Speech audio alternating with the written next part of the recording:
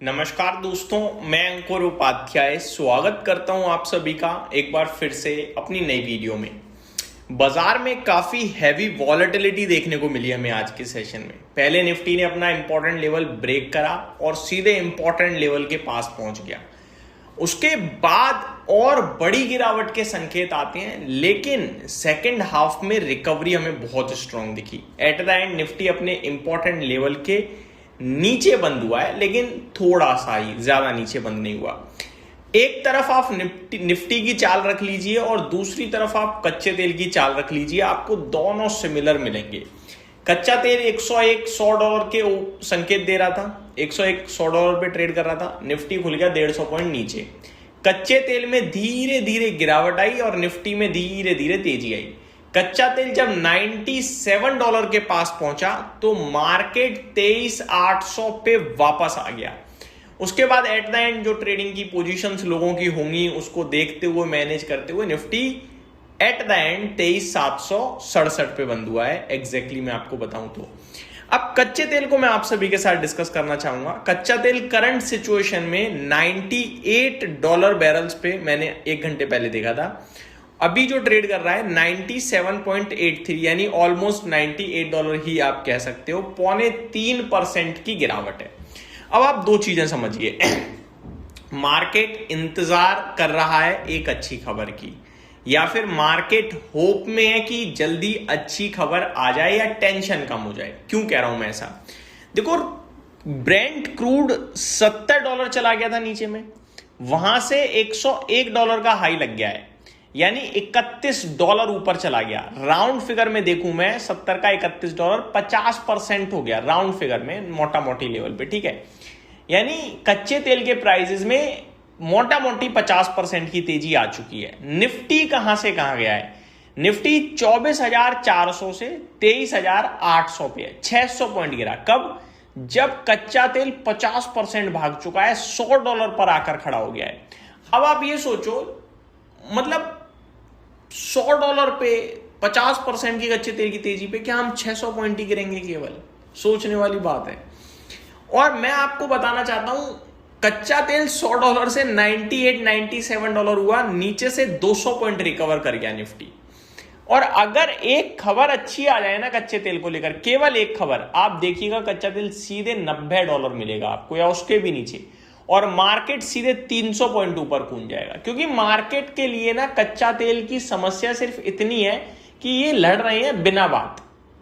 अब ये कब तक लड़ेंगे ये देखना है, क्योंकि मार्केट ये मान चुका है कि ये लाइफ लॉन्ग नहीं है, ये टेम्पररी है। और मार्केट ये भी मान चुका है कि कच्चे तेल का प्रोडक्शन सप्लाई के कंपैरिजन, डिमांड के कंपैरिजन में काफी ज्यादा है। अभी जब ये वॉर शुरू हुई, अभी रिसेंटली 10 दिन पहले, तो आईईए की तरफ से जो डेटा है वो क्लियर कट बता रहा है कि प्रोडक्शन का तो और ज्यादा बढ़ गया है, उत्पादन और बढ़ गया है, और सप्लाई जो डिमांड है वो और घट गई है। तो ये मिसमैच जो है ना, वो कच्चे तेल के प्राइसेस पे फर्क डालेगा। और मैं आपको बता रहा हूं, ये सिचुएशन जैसे ही काम डाउन होगी ना, स्पाइक की तरीके से जो भागा था ना, बुरी तरीके से गिरेगा, मैं आपको बता रहा हूं। तो ओवरऑल मार्केट के सेंटीमेंट अटके हुए हैं, बस कुछ अच्छा हो नहीं रहा है, इसलिए हम बढ़ नहीं पा रहे हैं और बीच बीच में गिरते भी हैं। अब आप देखिए, जब लास्ट टाइम कच्चा तेल बढ़ रहा था तो दुनिया में हाहाकार था। इस बार कच्चा तेल बढ़ रहा है तो कौन सा बाजार है ऐसा जो क्रैश टाइप सिचुएशन में आया है? अपना भारत का बाजार स्टॉक स्पेसिफिक जरूर परेशान कर रहा है। उसमें भी मुझे लगता है कच्चे तेल से ज्यादा इंपॉर्टेंस तो FIDIs के फ्लोज रख रहे हैं, जो नेगेटिव हो जाते हैं बार बार। आज अगर आप देखें तो यूरोप के मार्केट्स तो तेजी में थे, अभी भी FTSE हरे निशान में है, डेक्स आधा % से ज्यादा ऊपर है, कैक में भी पॉजिटिविटी है, यूरोप में भी पॉजिटिविटी है, तो सब कुछ तो ठीक है। तो ये हो गया आपके लिए मार्केट का हाल। थोड़ा अपडेट और देता हूं। निफ्टी 0.43% नीचे था, सेम सेंसेक्स। बैंक निफ्टी तो हरे निशान में बंद हुआ है।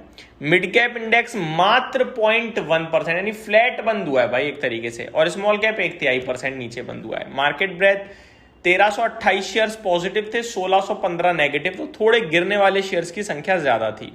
आज के सेशन में कैलिबर माइनिंग का IPO लिस्ट हो चुका है और लिस्टिंग पे बढ़िया रिटर्न्स दिए हैं भाई साहब, 23.5% के।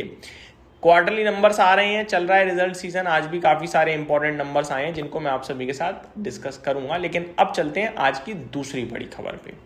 प्रेसिडेंट ट्रंप और उनका टैरिफ एक बार फिर फोकस में आ गए हैं, क्योंकि आज प्रेसिडेंट ट्रम्प ने ग्लोबल टैरिफ अनाउंस करा है, एक नया ग्लोबल टैरिफ, जहां पे मोर देन 60 कंट्रीज उन्होंने इस टैरिफ को लगा दिया है। टैरिफ को दोस्तों 2 हिस्सों में बांटा गया है। 2 हिस्सों में से एक हिस्सा है जिसपे 10% का टैरिफ है, एक हिस्सा है जिसपे 12.5% का टैरिफ है। और ये टैरिफ इसलिए आया है क्योंकि सुप्रीम कोर्ट ने उनके जो टैरिफ था उसको इलीगल बता दिया था। तो ये सेक्शन 301 के तहत टैरिफ आया है, जो कि स्ट्रॉन्ग है, मतलब जायज, लीगल, वो वाला टैरिफ है। ये कह रहे हैं कि फोर्स्ड लेबर, यानी वो कंट्रियां जो फोर्स्ड लेबर यूज करके प्रोडक्ट बना रही हैं उन और अमेरिका में भेज रही हैं, एक्सपोर्ट कर रही हैं, उनके ऊपर मैं लगा रहा हूं भाई साहब। जो कंट्रीज फोर्स्ड लेबर यूज करती है उस पर 12.5%, जो कंट्री फोर्स्ड लेबर यूज नहीं कर रही है उस पर 10% का। इंडिया आता है 10% की कैटेगरी में। इससे कोई फर्क नहीं पड़ेगा क्योंकि पहले भी हम 10% ही झेल रहे थे, तो इक्वल है। अब ये फोर्स्ड लेबर आपकी जानकारी के लिए बताना चाहूंगा, इसका क्या मतलब है। देखो, फोर्स्ड लेबर का मतलब होता है दोस्तों, जब किसी इंसान से उसकी मर्जी के बिना धमकी, प्रेशर, वायलेंस या फ्रॉड के थ्रू काम करवाया जाए, इसे मॉडर्न स्लेवरी, आधुनिक गुलामी भी कहा जा सकता है। फोर्स्ड लेबर नाम में ही सब कुछ समझ में आ रहा है। इसका एक एग्जांपल दूंगा, अदरवाइज आप कहोगे ऐसे कैसे हो सकता है भाई। एग्जांपल है, वर्कर को लोन दे दिया, ठीक है, फिर उससे बोला जा रहा है कि भैया जब तक तू लोन नहीं चुकाएगा काम करेगा। अब आप कहोगे भाई कि ये तो पैसे दिए, इसमें क्या फोर्स्ड लेबर है। मैं बताता हूं, जरूरी नहीं है ना कि अगर आपने पैसा दिया है उसे तो वो आपके पास ही काम करके आपका पैसा चुकाए, वो कहीं और काम करके भी तो पैसा चुका सकता है, लेकिन नहीं करने दिया जा रहा उसे। That is called forced labour. दूसरा एग्जांपल है, पासपोर्ट या डॉक्यूमेंट रख लेना। एम्प्लॉयर वर्कर का पासपोर्ट या आईडी रख लेते हैं, वर्कर ना जॉब छोड़ सकता ना घर जा सकता। ये भी होता है फोर्स्ड लेबर, है ना, कि भैया वो आदमी ना तो घर ही जा पा रहा है ना नौकरी छोड़ पा रहा है क्योंकि उसने आईडी ले ली है उसकी। तो ये भी मतलब बिना मन के काम कराना एक तरीके से, कि मैं यहाँ काम नहीं करना चाहता लेकिन फिर भी मुझे मजबूरन करना पड़ रहा है। That is called forced labour. तो ये चीजें आई हैं जो मैंने आपके साथ शेयर करी। यहाँ पे कंट्रीज के नाम भी लिखे हैं कि किस पे 12.5, किस पे 10, में बताना चाहूंगा थोड़ा सा। 12.5% टैरिफ में ऑस्ट्रेलिया है, चाइना है, हांगकांग के साथ, सिंगापुर है, साउथ कोरिया है, ब्राजील है, चिले है। 10% में अपना भारत है, इंडिया, यानी कि Malaysia, Taiwan, Indonesia, New Zealand, Canada. हालांकि कुछ लोगों ने आपत्ति जताई है, जैसे ऑस्ट्रेलिया कह रहा है कि भैया मैं इस टैरिफ से बिल्कुल अनजस्टिफाइड हूं क्योंकि हमारे यहाँ लेबर लॉज दुनिया के सबसे स्ट्रॉन्गेस्ट लॉज हैं। इसी प्रकार न्यूजीलैंड, कनाडा, चिले भी बोलते हुए दिखे हैं। तो ये पूरी की पूरी डिटेल्स थी। उम्मीद करता हूं जानकारी पसंद आई होंगी। Thank you so much for watching this video. Have a great day guys.